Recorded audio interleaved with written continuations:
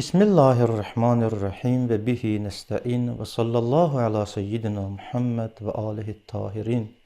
Esselamu alel Hüseyin ve ala Ali ibnil Hüseyin ve ala evladil Hüseyin ve ala əshabil Hüseyin. Salamlayıram hər birinizi əziz tamaşaçılar. Kərbəlanın səsi verilişinin yeni proqramında, yeni yayımında hər birinizi xoş gördük. Bu günləri biz İmam Zeynəl Abidin əleyhissalamın Kərbəlada olan rolundan və onun həyatından və Kərbəladan sonra baş verən hadisələrdən danışacağıq. Bu bölümdə Kərbəla faciəsindən sonra imamət yükünü daşıyan böyük bir şəxsiyyət olan İmam Səccad əleyhissalamın həyatını siz əzizlərin nəzərinə çatdıracağam.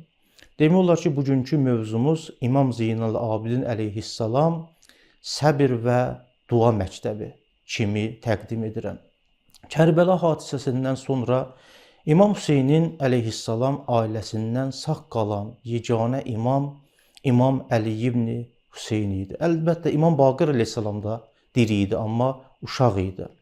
Tarixdə o bir neçə böyük adla tanınır İmam Zeynul Abidin əleyhissalam. Zeynul Abidin, yəni abidlərin zinəti.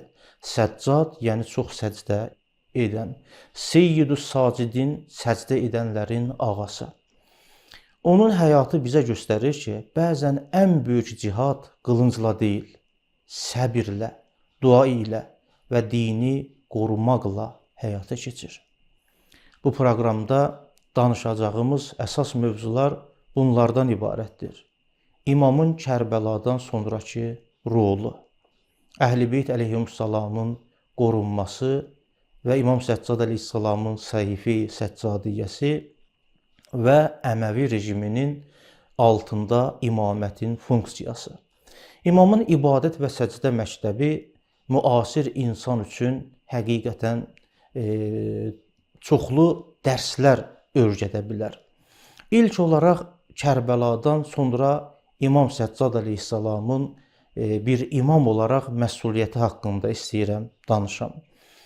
Əziz tamaşaçılar, Aşura günü İmam Zeynəl Abidin əleyhissalam ağır xəstə idi.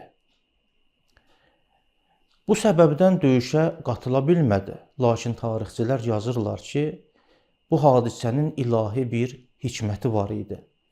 Çünki imamət nuru yer üzündə davam etməli idi. İmam Səccad əleyhissalam da əgər şəhid olsaydı, imamət nuru yer üzündə davamsız olardı. İmam Hüseyn əleyhissalam şəhid olduqdan sonra imamət məsuliyyəti İmam Zeynul Abidin əleyhissalamın üzərinə keçdi. Kərbəladan sonra Əhl-i Beytin karvanı əsir kimi Küfəyə və sonra Şama aparıldı. Bu karvanda İmam Zeynul Abidin əleyhissalam həm bir imam idi, həm də Əhl-i Beytin qoruyucusu idi. Və xanım Zeynəb salamullah əleyha da bir çox yerlərdə imamla məsləhətləşirdi. Onun vəziyyəti baxmayaraq ki, çox ağır idi. Yəni xəstə idi, zəncirlərlə bağlanmışdı. Lakin buna baxmayaraq imamət məsuliyyətini yerinə yetirirdi.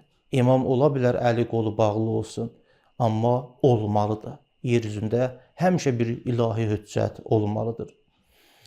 İmam əleyhissalamın həm Şamda, həm Küfədə bir sıra çıxışları var. Şam sarayında məşhur xütbə eləyir. Orada Yezid öz hakimiyyətini nümayiş etdirmək üçün əsirləri saraya gətirdi. Orada İmam Zeynul Abidin əleyhissalam böyük bir xütbə söylədi, böyük bir xütbə oxudu. İmam özünü belə tanıtdırdı. Əlbəttə bu xütbə həddindən artıq uzundur. Bir hissəsinə işarə edirəm ki, İmam Ənə İbn Məkkə və Mina, Ənə İbn Zəmzəmə və Səfa. Mən Məkkə və Minanın oğluyam. Mən Zəmzəm və Səfanın oğluyam. Sonra buyurdu ki, mən Fatimənin oğluyam. Mən Hüseynin oğluyam. Bunlar hamısı həqiqətdə İmam Zeynəl Abidin vasitəsilə oxundu ki, Şam əhlinə imam özünü tanıtdırsın ki, bu Əhl-i Beytdəndir. Bu xütbə həqiqətdə Şam xalqını sarsıtdı. Çünki onların çoxu ilk dəfə anlayırdı ki, qarşılarında duran insanlar Peyğəmbər ailəsidir. Bu xütbə Kərbəla həqiqətinin yayılmasında çox böyük rol oynadı. Həm xanım Zeynəbin Küfədə xütbəsi, həm Şamda olan xütbəsi, həm də İmam Zeynul Abidin əleyhissalamın həm Şamın girəcəyində, həm Yezidin sarayında oxuduğu bu xütbələrin çox təsiri var idi. Və İmam işarə elədi ki, Əhl-i Beytin qorunmasında da böyük bir təsiri var idi. Kərbəladan sonra Əhl-i Beyt böyük təhlükə altında idi.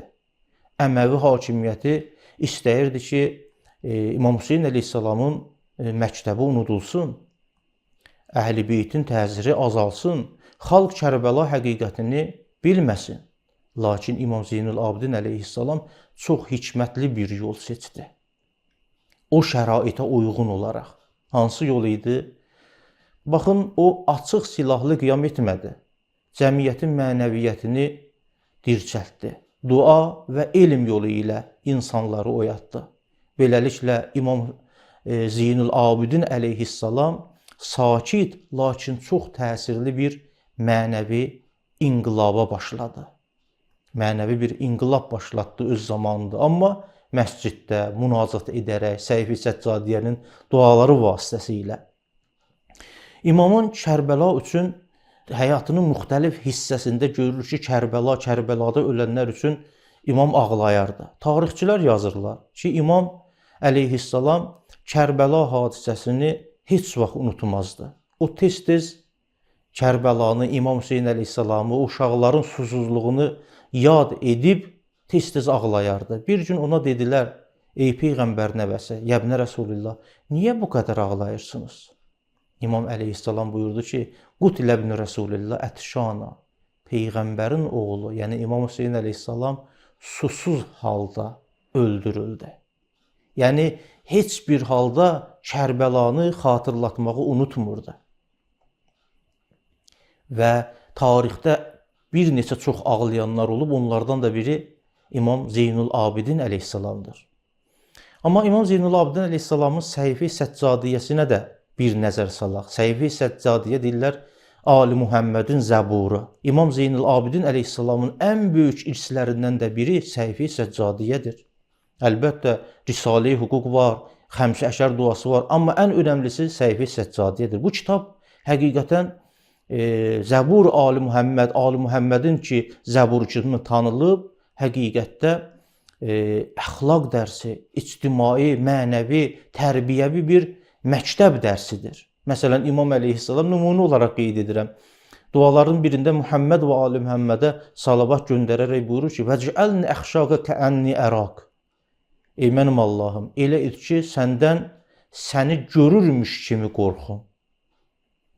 Bunu biz bilir ya, amma sanki bu his həmişə məndə olsun. Bu mənəvi bir tərbiyədir, dərsdir. Bu dua insanı həqiqətdə Allahla canlı rabitəyə çağırır. Ən maraqlısı odur ki, İmam bu duaları hər gün müəyyən vaxtlarda oxuyurdusa, onlar ən qədim İslam dua mətnləri kimi də tarixə keçib.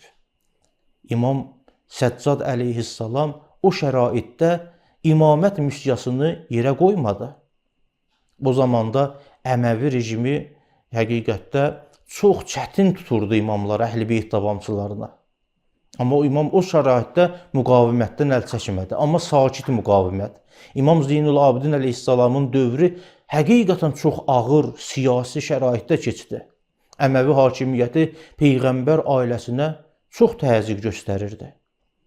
Onların tərəfdarlarını, yəni Əhl-i Beytin tərəfdarlarını izləyirdilər. Əhl-i Beyt məktəbini zəiflətmək istəyirdilər. Bu şəraitdə imamın fəaliyyəti çox ağıllı idi. Gərək elə ağıllı olsun, imamdır, məsumdur. O, elm yetişdirdi, alim yetişdirdi. Gələcək alimləri tərbiyələdi. Dua və ibadət məktəbi qurdu. Mənəviyyatı İmam əleyhissalam həmin o Səhif-i Səccadiyyənin duaları vasitəsilə dirçəltdi. Cəmiyyətə mənəvi dirçəliş verdi. İnsanları Allah yoluna çağırdı. Tarixçilər yazır ki, imamın tələbələri arasında böyük alimlər yetişdi. Bu məktəb sonradan İmam Baqir əleyhissalam və İmam Sadiq əleyhissalamın dövründə elm, inqilabına çevrildi. Yəni İmam Baqir, İmam Sadiq əleyhissalamın zamanında yaranan inqilabın bünövrəsi İmam Səccad əleyhissalamın zamanında dua vasitəsilə və münacat vasitəsilə qoyulmuşdu.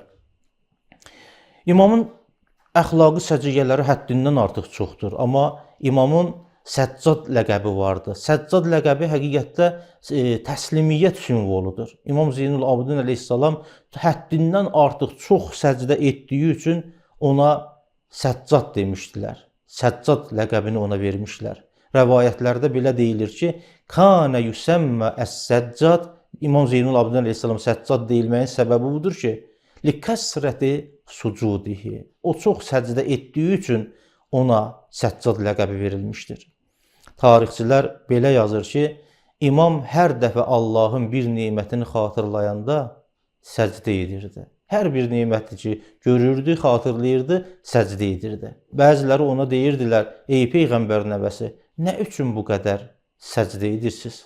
İmam cavab verdi, Allahın bir nemətini xatırlayıram və səcdə edirəm. Yəni, cəmaat da onu çox səcdə edən kimi tanıyırdı. Onun bir qüdrətini görürəm. İmam buyururdu, onun bir qüdrətini görürəm, səcdə edirəm. Onun bir hikmətini başa düşürəm, səcdə edirəm. Bu səcdələr təkcə ibadət deyil, insanın Allaha təslimiyyətinin simvolu idi. Bu baxımdan İmam əleyhissalama Səccad ləqəbi verilmişdir. Qüdrət nişanəsi, nemət nişanəsi, Allahın varlığına dəlalət edən hər bir şeyi görəndə İmam səcdə edərdi. Diqqət etmək lazımdır. Dəfələrlə qeyd edilmiş ki, Kərbəla bir tarix deyil, bir məktəbdir. İmam Zeynul Abidin əleyhissalamın həyatı da göstərir ki, Kərbəla yalnız bir faciə deyildi. O bir məktəb idi, bir yol göstəricisi idi, bir dərs idi. Bu məktəb 3 böyük mərhələdən ibarət idi. Bu Kərbəla məktəbinin 3 mərhələsi var idi. Birincisi, İmam Hüseyin əleyhissalam qiyam etməli idi və bu yolda şəhadətə çatmalı idi. İkincisi, Həzrəti Zeynəb salamullah əleyha həqiqəti bəyan etməli idi. Amma üçüncü, İmam Zeynul Abidin əleyhissalam bu hadisələrdən sonra səbr edib və dua və münacat vasitəsilə haqqı çatdırmalı idi. Bu 3 mərhələ birlikdə İslam tarixinin ən böyük məktəblərindən birini yaratdı. İmam Səccad əleyhissalamın Kərbəla hadisəsini çatdırmaqda, xatırlatmaqda böyük təsiri var idi. İnşallah gələn verilişdə İmam Baqir əleyhissalamın da həyatına biz nəzər salacağıq və digər məsələlərə də işarə edəcəyik. Hamınızı Allaha tapşırıram və sallallahu alə seyyidina Muhammed və alihi tahirin.